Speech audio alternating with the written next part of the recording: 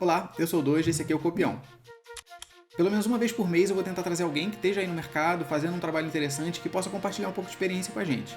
Hoje a gente vai falar com o Thiago Araquilian, que dirigiu o filme Antes que eu me esqueça, que estreia agora no dia 24 de maio nos cinemas. E, enfim, vamos pra conversa.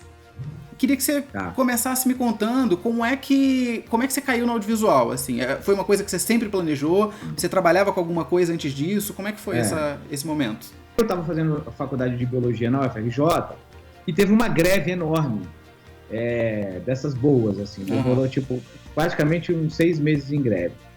E aí, nesse momento que eu fiquei sem aula, pintou uma chance de eu fazer um documentário pequeno, curta, sobre a participação de umas pessoas dentro de um projeto do Boal, do Augusto Boal, Uhum. do Teatro do Oprimido. Aí eu liguei para um amigo que estudava cinema na UF, que já estava no último ano. Falei, vamos nessa, vamos fazer? Ele falou, vamos fazer. E a gente fez, aí quando acabou o filme eu falei, não, é isso que eu quero fazer da vida, né? Uhum. E aí abandonei a biologia. Eu acho que tem uma coisa interessante, assim, né? Porque eu tenho agora 40 anos, né? Então, quando eu comecei, há 20 anos atrás, teve uma ferramenta da tecnologia que ajudou toda uma geração a entrar no mundo do cinema, que foi o Final Cut e os computadores da Apple, né? Uhum. Porque quando eu comecei no cinema, eu comecei fazendo estágio no Avid, mas era uma coisa assim impossível de você ter para você ficar trabalhando. Te pagava a hora, era uma hora cara e tal. De repente lançou o Final Cut e rápido lançou o Final Cut 2, que você já podia importar as fitas já mini DV, sem compressão, já era assim uma novidade extrema. Então eu tive essa chance, né? Eu tinha um amigo que tinha um iMac e eu passava as madrugadas editando na casa deles, que os renders eram intermináveis, mesmo para não fazer nada. E isso foi uma grande chance, porque a pessoa para entrar no cinema, quando eu comecei, ou ela começava como estagiário num set de filmagem e ia virando assistente e tal, e aí era um período onde você crescia dentro de uma só área, né? Então, assim, se você entrava na fotografia, você começava como vídeo assiste, aí ia virando terceiro assistente, segundo assistente, porquista, e finalmente você ia fotografar alguma coisa. A direção era igual, né? Então, assim, a chance que essa tecnologia trouxe pra gente foi a gente poder fazer várias coisas, né? Então, quando eu comecei a editar, logo saiu uma câmera que era mais barata, que era a PD 150. Então, eu e alguns amigos, a gente passou a ter acesso a essa câmera. Então, começamos a filmar, então comecei a fotografar também.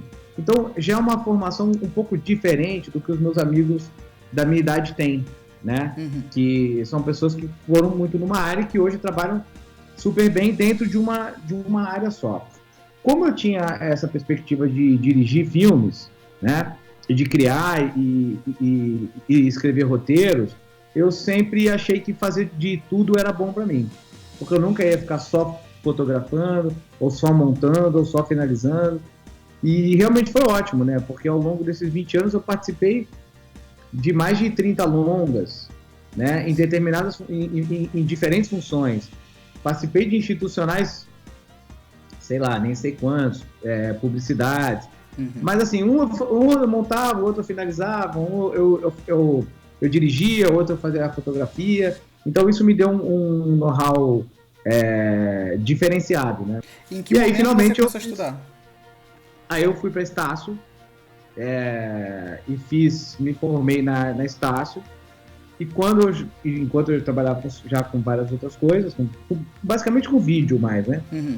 E aí eu senti que era fundamental fazer um estudo mais teórico. Porque a Estácio era um curso tecnólogo.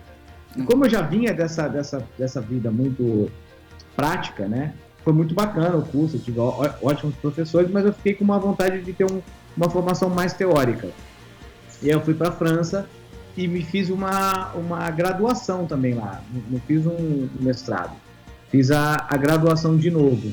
Uhum. E foi ótimo. Foi bem bacana, porque eu estudei mais o cinema mundial e me aprofundei mais na teoria do cinema, na teoria da montagem. E para eles também é sempre bom, né? Porque na França tem uma outra posição. O cara normalmente ele faz faz a faculdade, aí ele faz o mestrado, ele faz o doutorado, aí ele vai pegar na câmera quando ele já tem 30 e tantos anos, entendeu? E no Brasil a gente tem essa coisa, porque a gente, né, precisa viver e as pessoas começam a fazer a coisa muito na prática. Então, quando eu cheguei na França com 28 anos, eu já tinha feito uma porrada de coisas. Então, quando eles olharam o meu currículo, eu ganhei uma equivalência de currículo. Então, eu já entrei lá na frente na faculdade de tanta coisa que eu já tinha feito. Então, para eles é bom também ter gente que já tem mais prática, né? E é uma experiência completamente diferente, né? Isso que você falou é engraçado, porque as pessoas vão... Aqui na Europa é muito comum elas fazerem um mestrado, né? É muito comum as pessoas terminarem a graduação e fazerem um mestrado. Então, e eles não têm o estágio por aqui é uma coisa que acontece só depois que você termina o seu curso. Né? Não é como a gente no Brasil que faz a faculdade e vai fazendo o estágio ao mesmo tempo, aí a faculdade você acaba perdendo prova às vezes porque tem trabalho e tudo mais. Por aqui, eles realmente fazem um curso inteiro para só depois começarem a prática. Então, uma experiência de desenvolvimento enquanto estudante, enquanto profissional, que é completamente diferente da nossa, né? Eu acho que no fim, as duas, acho que se você conseguir somar as duas coisas é muito bom, né? Porque eu acho que quando você está trabalhando com teoria e quando você tem, normalmente você tem facilidade para alguns assuntos e dificuldade para outros, como todo mundo. Quando você está colocando aquilo em prática, né, você aprende muito mais, porque quando você realiza, então, por exemplo, você está aprendendo uma teoria de montagem e está montando alguma coisa, você começa a aplicar, então aquilo você absorve com uma facilidade muito maior, né? É a mesma coisa também que pelo lado tecnológico. Se eu for ensinar para você, sei lá, o DaVinci, e você fizer um curso comigo de 5 horas e nunca pegar sozinho para ficar errando e acertando e tal, você também não aprende nada. Daqui a um mês você não vai saber nada. Então, eu acho que se você consegue unir a prática com a teoria enquanto você está estudando, é fundamental. Eu acho que é a forma que você tem de cristalizar realmente isso em você, né? E me conta da tua experiência. Você falou que já participou em várias coisas, em mais de 30 longas aí que você citou. Fala um pouco dessa experiência, fala um pouco das coisas que você já fez. Eu lembro que quando eu te conheci, você tinha acabado de fazer o Lixo Extraordinário e tinha feito alguma coisa no Tropa, se eu não me engano. Tinha umas coisas desse tipo. Me conta um pouco sobre os principais trabalhos assim que você participou. Quando eu voltei da França, porque antes de eu ir para a França, eu fazia muito sozinho, né? Eu tive uma produtora, depois fiquei sócio de outra e tal. E a gente fazia muito institucional, publicidade pequena. Então eu fazia câmera, eu editava, eu fazia as animações. Então isso tudo me deu experiência. Eu mixava muitas vezes o som. Então foi me dando essa experiência de finalização. Quando eu voltei, eu percebi que a gente tinha finalmente uma oportunidade no Brasil de montar uma finalizadora pequena, porque a gente só tinha, até então, né, o Mega, a Teleimage de Casablanca, no Rio tinha a Link, que já era média, né, então assim, você tinha coisas, estruturas muito caras, e para finalizar um filme custava muito caro. E aí eu percebi que já existia uma tecnologia mediana, né, que era na época o Final Touch, que depois virou o Color. Né? Quando a Apple comprou, virou o Color. Então, quando eu voltei, eu montei a Titânio, que é a minha empresa, que era uma finalizadora. E aí comecei a fazer vários filmes com um preço muito mais em conta, porque a minha estrutura era basicamente um bom computador, uma boa placa de vídeo e um software, e eu trabalhando, né? E um monitor e tal. Basicamente como finalizador. Basicamente como finalizador. Mas nunca deixei, nesse tempo todo de finalizador, de filmar coisas, de dirigir institucionais e outras coisas. Então, mas a parte que foi realmente dando certo e que foi crescendo foi a finalização. Porque não tinha ninguém fazendo isso na época ainda. Hoje em dia, existem várias pessoas fazendo o color grading em casa, né, e tal. Mas não tinha, porque era muita novidade. E aí, como era muita novidade, a gente pegou muito filme para fazer. E então, eu montei uma sala na Barra e a gente tinha uma equipe de mais ou menos umas 7, 8 pessoas e a gente trabalhava 24 horas E o computador dava pau, porque o software, né, não era o Smoke, era o Final Cut com o Color, né? Então assim, dava trabalho. Então assim, uma coisa que o Smoke fazia em tempo real, a gente fazia em 3 dias, né? Mas a gente fazia, e ia, e fizemos, e fazia, e preparava para o transfer, e acompanhava o transfer para ir para a película, e acompanhava as exibições e as projeções dos filmes, e ia aprendendo muito com esse processo. Depois, quando a empresa chegou num determinado tamanho, quando a gente se mudou para Botafogo, eu resolvi já que eu queria fazer um longa, porque na verdade a minha ideia sempre foi fazer um filme, né? Eu já tinha feito documentário, né? Mas não tinha feito ficção. E aí eu cheguei à conclusão que é o seguinte: depois de um determinado momento, ou você para tudo para fazer um filme, ou você não vai fazer nunca, porque a demanda da finalização é eterna, porque assim, depois que eu já tinha feito, sei lá, finalizado 20 longas, as pessoas continuavam depois de 3, 4 anos ligando, porque a pessoa perde tudo, não sabe onde está a fita. Então quando você faz a finalização de um filme, é um trabalho que não tem fim. Porque daqui a 3 anos o cara vai exibir na TV, ele vai te ligar e falar, pô, e agora? Como é que eu vou fazer a Copa de TV? Então começa todo um processo de novo. E foi aí que começaram a entrar também outras pessoas nesse mercado fazendo a mesma coisa que a gente, finalizando menor, e eu resolvi finalmente fazer um longa. E aí fechei essa parte de finalização, que eu faço até hoje, mas bem menos, né? Faço só um outro projeto que eu quero fazer. Eu mantive lá no Rio uma ilha bem simples, e aí eu trouxe para onde eu estou morando agora uma ilha bem boa, onde quando eu pego um projeto eu faço aqui mesmo. Mas eu também resolvi sair do Rio e morar no sítio. Então aí eu tenho tempo de ler, voltei muito a estudar o cinema, pude escrever o roteiro, ajudar, contribuir com o roteiro que foi escrito pela Luísa Parnes, né? O tempo todo, a gente pôde ficar em comunicação bastante e consegui fazer aí o primeiro longa, que vai ser lançado agora dia 24 de maio. Quero muito assistir. Entrei no IMDb hoje pra ver quem tinha editado o teu filme. Aí vi lá 9.1 a nota do IMDb, eu falei, pô, isso é nota de filme do Kubrick. Não, o filme a gente teve a chance de exibir o filme em vários festivais, né?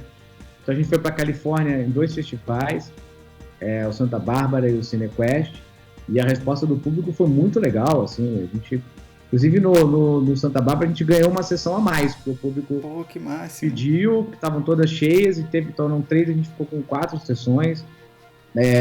Exibimos já em Lisboa, em Paris, e agora vamos lançar no Brasil, né? Vamos ver em quantas salas. Ainda agora tem essa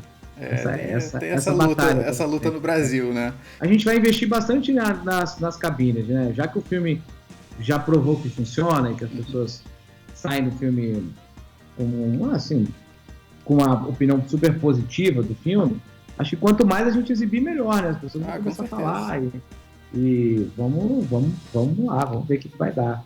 Mas é uma incógnita, né? Assim, com certeza. Pra quem tá aí querendo fazer um filme, é bom saber que, assim, né?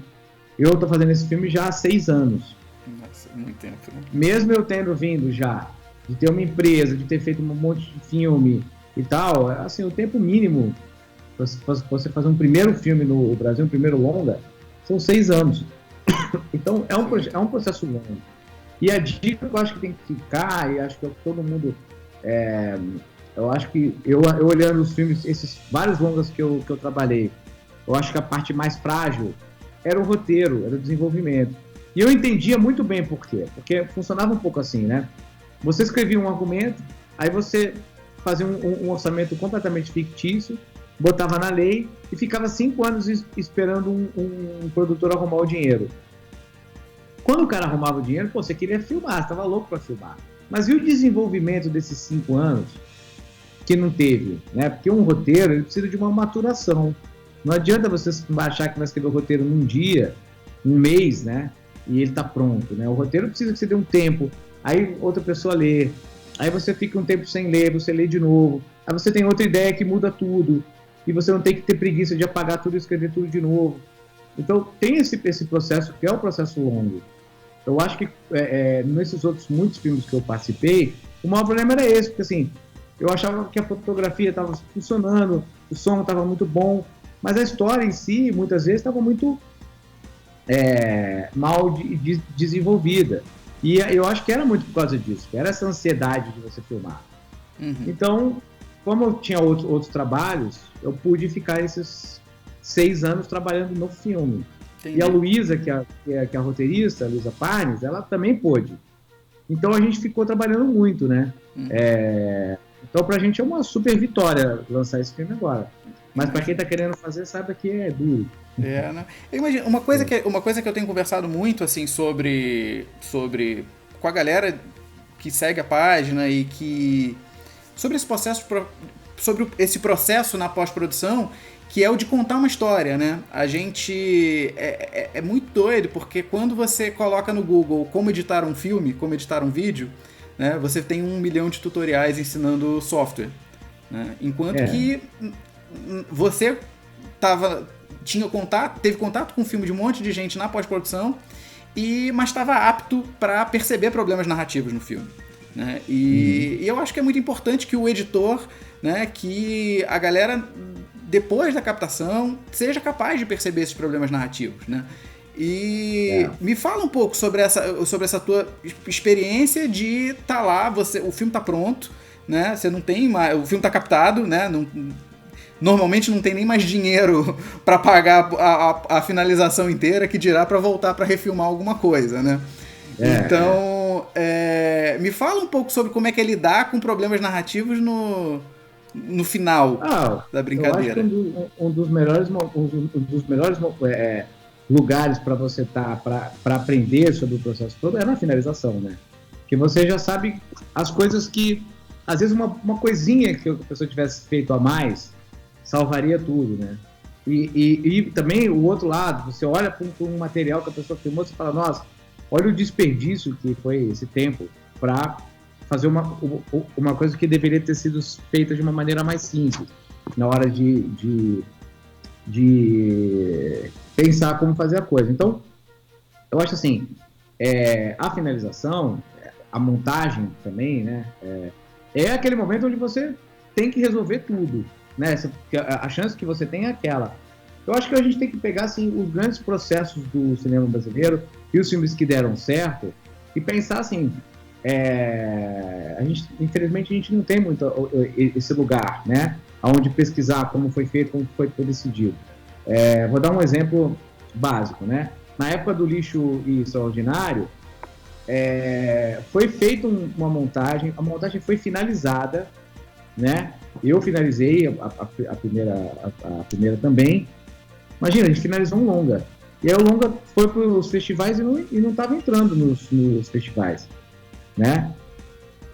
O produtor internacional chegou, que era o Angus, ele simplesmente falou, olha, para tudo, nós vamos continuar fazendo filme.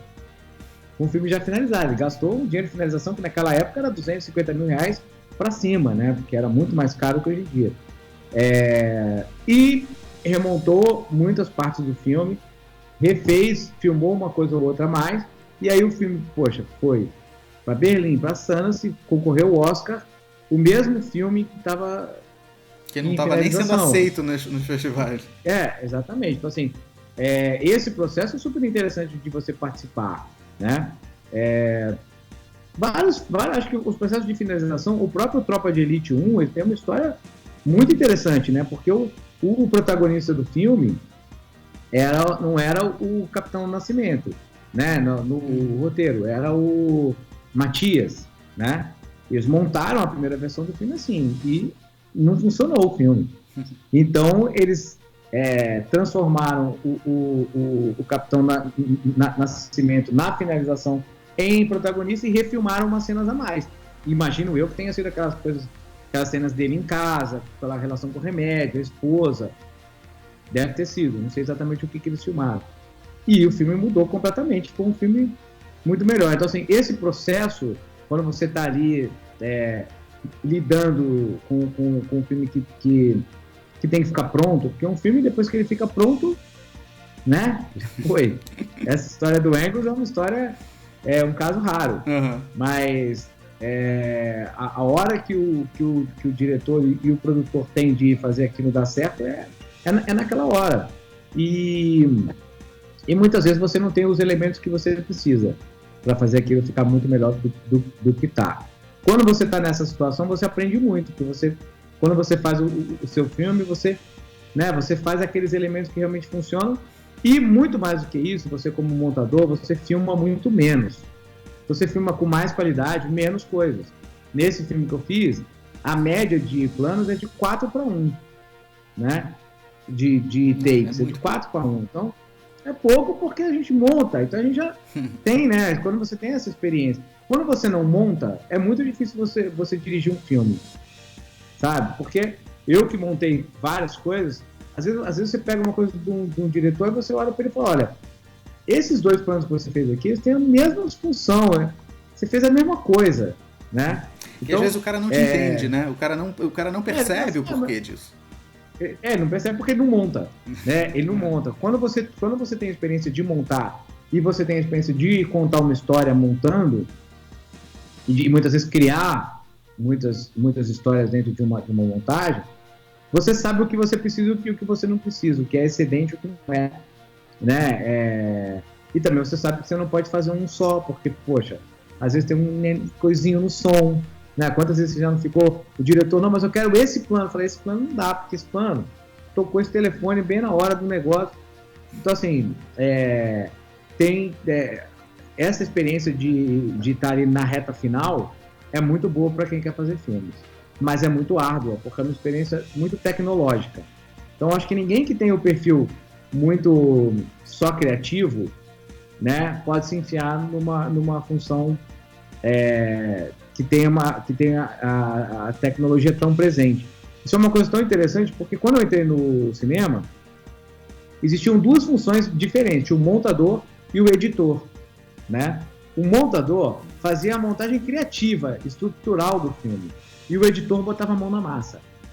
Era separado essas 2 coisas, entende? Porque era necessário o cara operar a moviola, né? Fazer os cortes, e logo depois também operar o software, tanto faz, né? Era necessário um trabalho tecnológico, braçal, e uma compreensão da tecnologia, de compressão, né? De formatos, janela, e o montador fazia essa coisa teórica, estrutural, era um cara que entendia realmente de montagem.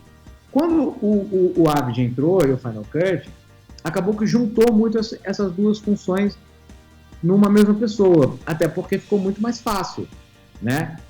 Quando você pega um montador que trabalha mais com montagem, você vai ver uma montagem muito mais limpa, sem tentativa de estripulias. Por quê? Porque você vai ver um cara que está pensando na estrutura, no tempo do corte, né? Para fazer um corte seco no lugar certo. Então, a finalização não é isso, né? A finalização não tem esse momento. A finalização tem que ser um cara que tem afinidade com tecnologia. Isso, com certeza, né? Isso é uma coisa que você já sabe desde sempre, né? Você gosta de matemática, né? Isso é fundamental. É doido, né? Mas esses caminhos, de alguma forma, eles se cruzam, né? Porque é muito comum eu ver gente que... Não, eu não sou editor, eu sou montador. Né? Parece que o montador é só... Eu, pessoalmente, sempre caguei pra esse tipo de definição, assim, né? Eu acho, pra mim, hoje em dia, que a coisa não... Parece que Mas é porque... Sabe o que acontece também? Você já é de uma outra geração. Quando eu comecei, as pessoas eram muito preocupadas com isso. E depois passaram, não eram mais, né? Na minha geração já, se eu sou montador, se eu sou editor, tanto faz, porque na verdade sou eu que opero o software, né, tal. Mas isso era uma coisa muito, era uma questão muito central, né? E tinha um sentido, né? Porque você, para ser montador, você passava por uma escola, você passava por um processo, você estudava montagem, você lia teorias de montagem, né? E você, quando entrou o Final Cut Wave, muita gente começou ali, né? na prática, sem entender que existe uma história do cinema e que existe uma história da montagem. Então, quando você estuda e você olha para uma montagem de uma pessoa que não sabe nada sobre isso, na maioria das vezes você percebe, né? Porque assim, usa recursos, né? Porque são só estéticos, né? E acaba tirando o espectador da imersão no filme. Então eu acho que assim, hoje em dia não tem mais como o cara ser só uma coisa ou só outra. Tem que ser as duas coisas. Então, por um lado, para ser montador, você tem que ter uma facilidade com a tecnologia mínima, que é operar o software de montagem, mas tem que ter uma afinidade enorme com a teoria da montagem. Agora, para ser finalizador, aí você tem que ter uma afinidade com a tecnologia total. Né? E tem que ter uma paciência enorme para ficar ali apagando aquela coisinha, sabe? E ficar testando textura do filme. Isso é uma coisa que o cara tem que ter um talento para isso mesmo. E é viciante, né? Eu, quando comecei com o Color, poxa, me abriu um universo. Pô. Eu fiz no Color marcação de luz para vários fotógrafos, por Walter Carvalho, sabe? No Color. Naquela ferramenta que era limitada. Então aquilo me instigava a procurar ali dentro e procurar outros recursos. E aí saiu o DaVinci, e aí a coisa ficou ainda mais fácil. E hoje é fogo, né, cara? Porque olha como esse mercado começa a ficar estreito. Eu vou fazer a marcação do meu filme na O2, porque não vou eu mesmo marcar luz, né? Então é legal você ter uma outra pessoa fazendo. Aí você chega no O2, tem uma estrutura de projeção, né? Tem uma estrutura da sala, tem tudo. Mas o software é o mesmo que você usa em casa. Quando eu comecei para comprar um monitor calibrado, HD, vamos dizer, custava $50 mil, né? Tipo, o mais barato. Hoje em dia, você com 4, 5 mil dólares, você compra um monitor calibrado. Então, as coisas vão ficando mais acessíveis, né? As coisas vão ficando mais acessíveis, a tecnologia vai ficando mais acessível. E tem uma coisa maravilhosa hoje, que você entra no YouTube, põe o que você quer e tem um cara ensinando aquilo de graça. Isso realmente é uma maravilha para esse mercado, né? Porque quando eu comecei não tinha nada disso. A gente aprendia assim, errando, né? Tipo, aprendia... Hoje em dia você entra, tem até o bug que o software tem, né? O cara explica e fala assim, não, aqui dá esse bug. Aí para fugir do bug você faz assim. Então, eu acho que hoje em dia está muito mais aberto, tem muito mais gente.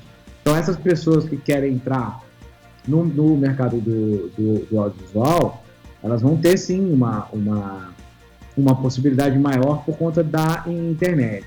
Porém, ainda é um mercado muito fechado e extremamente elitista. Porque, afinal de contas, um filme custa R$4 milhões para se fazer. Então, assim... Um filme barato, né? Filme barato. Então, não é um dinheiro qualquer que você consegue em qualquer lugar. Hoje em dia, né, com o fundo setorial, isso melhorou 500 mil%. Porque antigamente você tinha que ficar batendo empresa em empresa. Então, se você não fosse amigo do filho de um grande executivo de uma empresa dessa, você não chegava em ninguém. Ninguém te recebia, né? Hoje em dia não, a gente tem o fundo setorial. E o fundo setorial é uma ferramenta muito bacana e que só cresce todo ano. Que esse ano passado investiu 650 milhões no audiovisual para produtores independentes e televisões e tudo. Então, é uma ferramenta fantástica. Então, é muito mais fácil, sim, hoje em dia, fazer um filme. Ah, legal. Né, do que era. Uma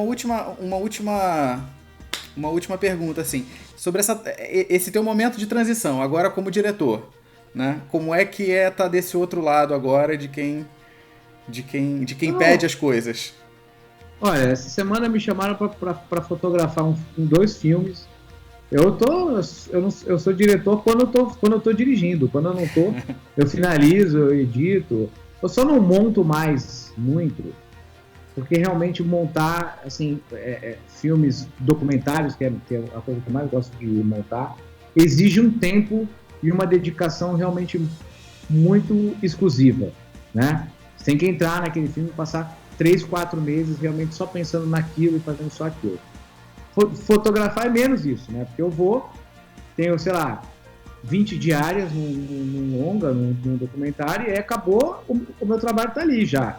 Acabou, né? Então eu volto no filme na época da marcação de luz, né? Então é mais possível para mim hoje em dia. Mas eu gosto de fazer tudo, não tenho esse lugar de diretor, não. Acho que, claro, um dia eu gostaria de só dirigir, mas eu vivo aqui no Brasil, né? Isso vai demorar 30 anos. Né? No mínimo. Quem sabe menos. É.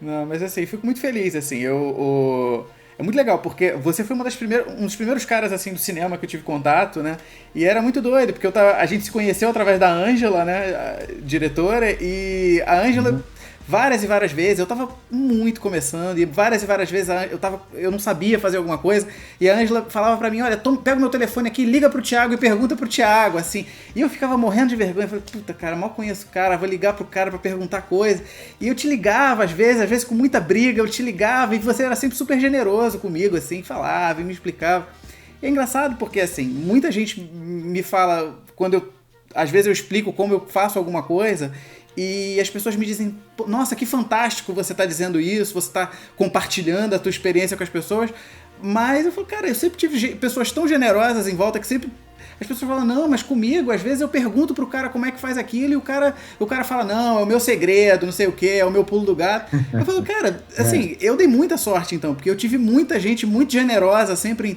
em volta de mim e eu nunca tive esse tipo de problema, porque era todo mundo, assim, que eu precisei, pô, como é que eu faço isso? As pessoas... E você foi uma dessas pessoas, assim, né, que sempre, porra, sentava e me explicava e me dava altas dicas, assim. Então, assim, é muito legal ver. Hoje você tá aí lançando teu primeiro filme, fico muito feliz de estar vendo isso e torço muito aí pelo sucesso do teu filme. Eu acho que também essa iniciativa que você tá tendo de fazer os vídeos e tudo, é muito legal. Uma das experiências que eu tive, que para mim foi muito importante nesse caminho, foi ter dado aula lá na Darcy Ribeiro, né? Então, assim, quando você está ensinando alguma coisa realmente ali no exercício de professor, você aprende demais, né? É muito legal. E também, assim, a gente via muito claramente como faz falta, como as pessoas... A maioria dos alunos eram montadores e diretores. E muita gente já fazia há muitos anos aquilo, mas não sabiam nada sobre a parte técnica, né? Então, assim, é muito importante ter, e eu acho que é isso, né? O YouTube, o espaço que você está usando, tudo é um espaço que a gente tem que usar cada vez mais, porque essa democratização de informação ela tem que ser o nosso princípio básico para todo mundo, né? Eu acho que a gente está escondendo. Não, eu acho que a gente tem um problema muito... Acho que a gente tem um problema que é muito, muito maior pra gente no Brasil, que é a barreira da língua, né? Tem muita coisa, muito conteúdo em inglês na internet, e a gente tá num país onde 5% das pessoas falam inglês. Então, isso é uma barreira muito grande. Tipo, tem a Masterclass do Scorsese, que saiu agora no início do ano, e, pô, eu fui lá correndo assistir a Masterclass do Scorsese, que, pô, era o Scorsese falando como é que ele faz filme, né? Então, mas isso é o tipo de coisa, cara, que se você não fala inglês, infelizmente não tem como você ter acesso, né? E assim como o Scorsese, um monte de outras dicas de um monte de outros caras importantes, várias entrevistas com editores importantes que só estão disponíveis em inglês, né? Então, assim, o meu trajeto com essa página, no início eu criei uma página para traduzir entrevistas e vídeo-ensaios sobre edição do inglês para português. A minha ideia era colocar legenda nas coisas e compartilhar com a galera. Mas acabou que isso não deu certo, porque os donos dos vídeo-ensaios começaram a me mandar mensagem. Pô, eu não quero que você reposte os meus vídeos. E, assim, os caras estavam com toda a razão, né? O material é deles, tal, não tinha autorização para fazer isso. Mas ficou aquela situação, eu falei, puta, cara, é tão desesperador quando você pensar que esse conteúdo tá lá e as pessoas não têm acesso por uma barreira dessa, sabe? E foi muito por isso que eu comecei a produzir uns vídeos, assim, porque eu tô na tentativa de trazer coisas que eu tive acesso por outras pessoas, sabe? Fosse por você, fosse pelos outros editores que eu tive contato ao longo desses últimos 10 anos aí, e por coisas que eu tenho acesso na internet, porque eu posso assistir, seja em português, em espanhol ou em inglês. Então, assim, essa barreira do idioma no Brasil ainda é um problema muito sério, né? Então, o meu objetivo é muito mais, assim, conseguir trazer coisas que eu sei que já existem lá fora, sabe? A última análise que eu trouxe pro canal é uma análise que não é minha, né? As duas primeiras que eu tinha feito eram análises minhas. Essa última que eu trouxe agora nem é uma análise minha.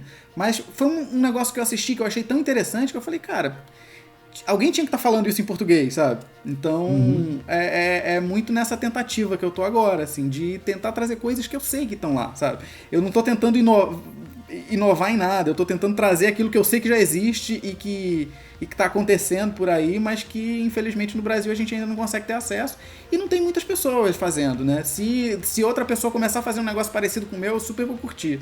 Sim, vou ficar muito feliz de assistir as reflexões de outras pessoas a respeito de edição. É isso, né? É isso. A gente tem que disseminar o conhecimento, é a coisa que mais falta. Mas é que o Brasil, em especial, ele não tem muita cultura de trabalhar esse conhecimento de uma forma mais aberta, né? É aquilo que a gente estava um pouco falando. Quando você entra numa universidade que você vai fazer um mestrado, é super profundo. As universidades brasileiras são super rigorosas, mas, por outro lado, eu sinto que fica tão distante da sociedade poder usar aquilo, né, ainda. Mesmo dentro do cinema, quantas teses você leu aqui no Brasil sobre quantas pessoas se formam todo ano em mestrado em cinema, em excelentes universidades, e a gente não chega a nada. Às vezes você chega numa livraria e vê um livro de uma pessoa, então assim, essa barreira a gente precisa diminuir, né? A gente precisa levar esse conhecimento de uma forma mais simples. Um show. Cara, muito obrigado pela sua participação. Assim, fico muito feliz de poder conversar com você. Enfim, boa sorte no teu filme. Chama a galera aí pra assistir o teu filme. Bom, o filme vai ser dia 24 de maio nos cinemas do Brasil. O filme Antes que eu me esqueça, com José de Abreu, Danton Mello, Guto Stresser, Mariana Lima, Augusto Madeira, Dedé Santana, que eu tive essa oportunidade, né? Eu que com 40 anos, na minha infância, ficava esperando os filmes dos Trapalhões no cinema e tive essa chance de chamar ele para fazer uma participação, que foi muito legal. E é isso, o filme é uma comédia dramática e deve sair aí em perto de 100 salas. Deve ser uma coisa por aí. Boa sorte. Beleza. E super obrigado aí pela participação. Falou, valeu, abraço. Valeu, abraço, cara. Bom, é isso, espero que vocês tenham gostado. Se você é novo por aqui, não deixe de se inscrever e de ativar as notificações. Eu fico por aqui e até o próximo vídeo.